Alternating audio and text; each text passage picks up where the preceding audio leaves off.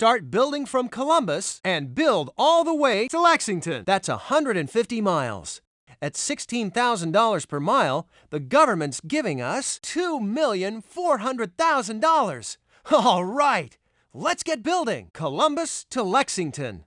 There's trouble in these parts between the settlers from the east and the Native Americans. Your mission? Don't get caught in the middle. Columbus, Nebraska.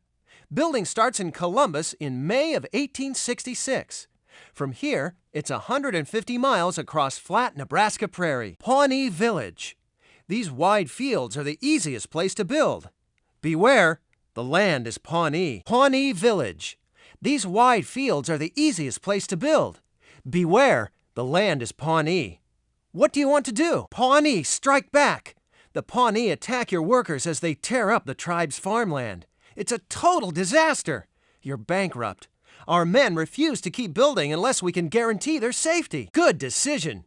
You lose $45,000 by backtracking, but it was well worth the cost. The Pawnee would have struck back if we had built here. Honestly, who could blame them? Loup River. The Loup River is narrow and shallow with firm banks. It looks like a good place to build a bridge. Good call. A deck bridge goes with this narrow river like bread goes with butter. A wood trestle bridge on a narrow river like this? That's like buttering your bread with a butcher knife. An iron trestle bridge on a narrow river? That's a lot more bridge than you need. Kind of like combing your hair with a rake. German settlement. The German settlers in this area welcome your railroad. It could pay off nicely to build near them. German settlement. The Germans are getting ready for war with the Pawnee and want your help. What do you want to do? You said the word attack to the Germans. The fighting is long and expensive, and you can't build an inch of track. You're bankrupt. Dang! You have offered to trade with the Pawnee to try to make peace. What do you want to trade? The Pawnee have little use for your greenbacks. The Germans attack, and the battle costs you everything. You're bankrupt. Greenbacks are not used by the Pawnee. They don't need American money. The Pawnee need cotton, which doesn't grow in the area, and they are happy to make the trade. You make peace and $50,000 too. The Pawnee trade for your horses. Peace is made with the Germans, and you make $50,000 profit for building here. You told the Germans to surrender to the Pawnee. The Germans refuse and go to war. Building stops for the fighting, and before long, you're bankrupt. Dang! Arapahoe Village. These wide fields would be an easy place to build, but you'll have to build across Arapahoe hunting land. Arapahoe Village. These wide fields would be an easy place to build, but you'll have to build across Arapahoe hunting land. What do you want to do? Arapahoe raiders attack the construction crew. The survivors lay down their tools and won't build, leaving you bankrupt. Good decision. You lose $45,000 by backtracking, but it was well worth the cost. The Arapahoe were sure to attack. The Swedish settlers here want the railroad. They also want help with their Arapahoe enemies. The Swedish settlers want the railroad here. They also want help with their Arapahoe enemies. What do you want to do? We'll have to talk to them in Swedish. Sarah can help. You told the Swedish to attack the Arapahoe. Your men can't work while you're fighting, and before 2 weeks go by, you're bankrupt. Dang! You have offered to trade with the Arapahoe to try to make peace. What do you want to trade? The Arapahoe have little use for your greenbacks. The Swedish attack, and the battle costs you everything. You're bankrupt. Greenbacks are not used by the Pawnee. They don't need American money. The Arapahoe need cotton, which doesn't grow locally, and they're happy to make the trade. Building here eventually earns you $75,000. The Arapahoe and the Swedes both go home happy. Peace at last. The Arapahoe very much want your iron cookware. You make peace between them and the Swedish, and a $75,000 profit, too. You told the Swedish to surrender to the Arapahoe. You lose your money and go bankrupt when the Swedes refuse to surrender and attack the Arapahoe. The battle stops all building. And now we're bankrupt. Grand Island. There are homesteaders from several countries living here. This town will prosper if we build here. Grand Island. This town booms and prospers due to the railroad. Land sales and commerce earn you $50,000 over the long run. Prairie fire! Sparks from a locomotive set a vast prairie fire that can be seen for miles around. Cost to rebuild tracks? $50,000. Marsh! Wet conditions in this marsh. If there's flooding in the spring, It may cost you money. Marsh. Wet conditions in this marsh. Flooding in the spring washes out your tracks. Cost to rebuild? $50,000. That flood took out the tracks like they were nothing but a pile of matchsticks. No flooding along this marsh. We lucked out this time. The Platte River is wide and deep here, with firm banks. Your deck bridge collapses. You lose $10,000 and have to rebuild. You can't cover this wide river with a deck bridge any more than you can cover a glass of water with a dime. Good choice. A wood trestle's just about the best bridge you could build here. An iron trestle bridge is strong, but you spent $25,000 more than you needed to here. We sure could use that $25,000. Lexington, Nebraska. The area around Lexington is one of the most dangerous areas on the way west. Enormous herds of buffalo have been spotted in this area. Your cowcatchers may come in handy. Buffalo! Enormous herds of buffalo have been spotted in this area. Your cowcatchers may come in handy. What do you want to do? We could have saved a lot of money by hunting, but maybe it was smart to stay out of the way of the Arapaho. Good going! Hunting buffalo earned you $10,000 in meat for your workers. Your workers get into a skirmish with the Arapaho while hunting buffalo. The battle costs you $10,000. Strong winds damage your bridge. Cost to rebuild? $10,000. No way we could have foreseen that. Fort Kearny. This fort has been keeping these parts safe for years. This'll be a good place to build. Fort Kearny offers your railroad valuable protection. You save $50,000.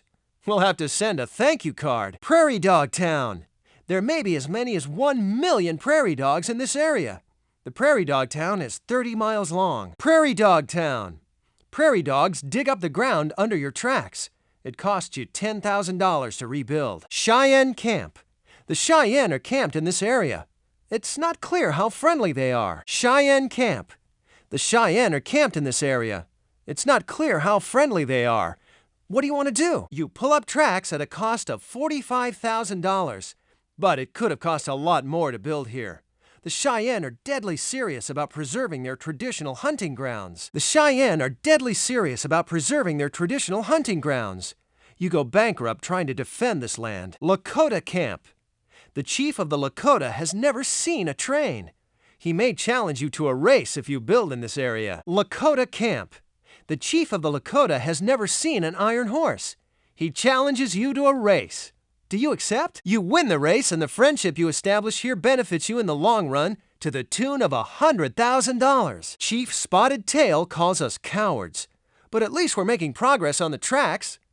Still, having the Lakota as friends might have been a good thing. Germans here, and Swedish, Pawnee, Arapaho, and Cheyenne. Whose land is this anyway? These wide fields of maize and beans would be the easiest place to build. But do you think we should build on Pawnee land? I wonder if that's a good idea. The great American buffalo, or bison, is a truly magnificent animal. If we hunt them, we'll have plenty of meat for the workers. They may be on a buffalo hunt. They may also be here to fight the Pawnee who are hunting south of the Platte. They call our trains iron horses. They call our trains iron horses. They want our iron horses to race their horses. Folks that live here have high hopes that Columbus will be the capital of the United States someday. That's because it's near the geographic center of the country. Shouldn't the capital be in the center of the country? The Pawnee are usually friendly and have lived and farmed in this region for hundreds of years. Native Americans attacked the German settlers back in 1864. The Germans fought back, and now they're fiercely protective of their new homeland. Horses have changed life for the Pawnee. The men with the best horses are often the best warriors and buffalo hunters. Before horses, strength and skill made a Pawnee important in the tribe. Some Arapaho are trying to make peace with the U.S. government after the terrible Indian Wars of the early 1860s. Other Arapaho agree with their Cheyenne neighbors that the settlement of Nebraska must be stopped. They want war. The Swedish moved into this area in the 1850s from their homeland Sweden in northern Europe. They're itching to have a railroad nearby for trading. Grand Island is located along the emigrant trails that were used by early settlers as they headed out west. Lexington started out when Daniel Freeman and his family opened a frontier trading post along the Oregon Trail near the Platte River in 1860. The American buffalo is the largest land mammal in North America. There are somewhere between 30 million to 70 million buffalo ranging over the continent. Tens of millions. Imagine that! Wind is moving air, varying in force from a slight breeze to a strong gale. Strong winds frequently blow from the north across the prairie. Fort Kearny was built in 1848 to protect folks on the Overland Trail to Oregon.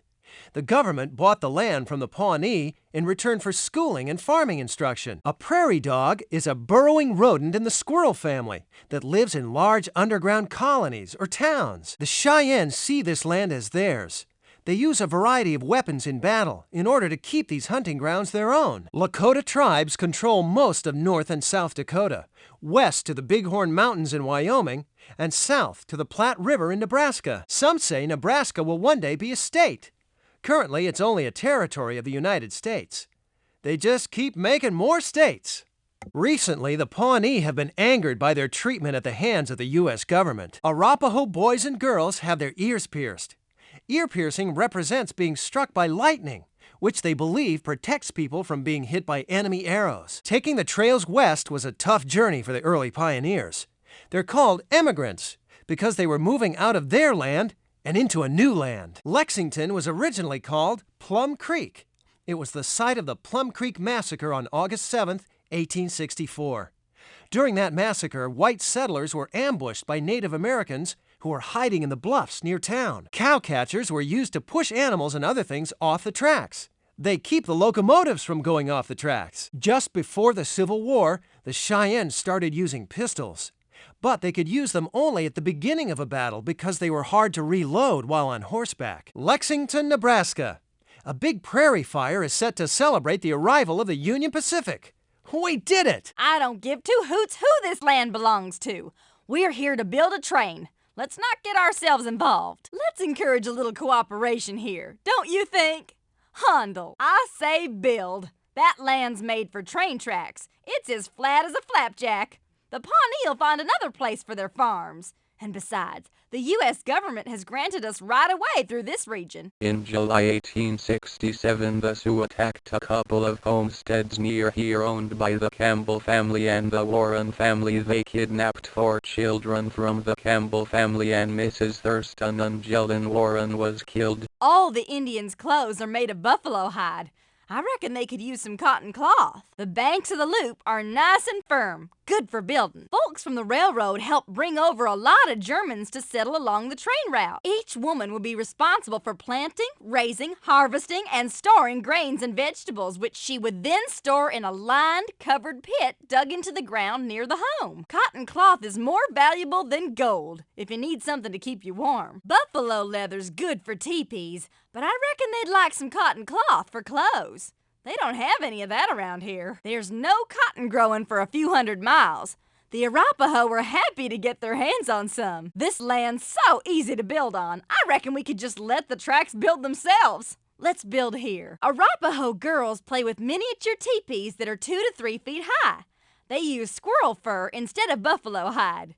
You know what Arapaho boys and girls get for their 3rd birthday? Their own pony. Me? I got a pistol for my 3rd birthday. Yeah! That was some fire. All right, from now on, we better put a cap on the smokestack to try and keep the sparks from flying up. This prairie grass catches fire easier than a newspaper. Well, I don't know much Swedish, but I do know this. Handel's the word we need if we're gonna all get along. The Arapaho hunt those buffalo. It's not worth riling up the Arapaho for a little meat. If Grand Island was good enough for the settlers, the Mormons, and the Gold Rush boys, I reckon it's good enough for the train.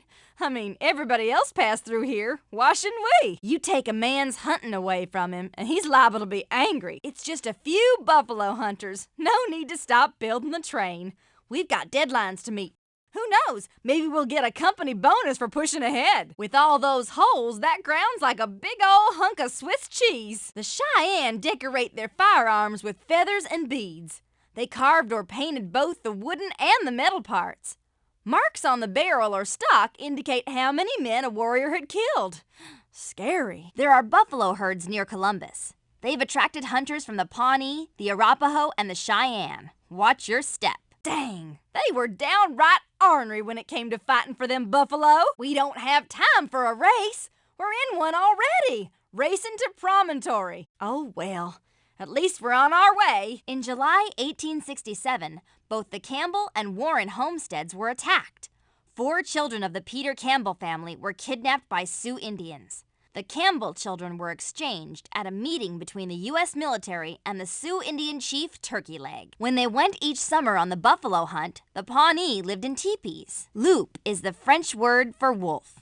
It was French explorers that named the river. The Crow Indians, who lived north of the Platte River, called the tribe Arapaho, which means people with many tattoos. The Arapaho love tattoos. The Swedish live in sod huts here. They fashion bricks out of grass because there are so few trees to be had. A lot of these Germans are fresh off the boat from Europe.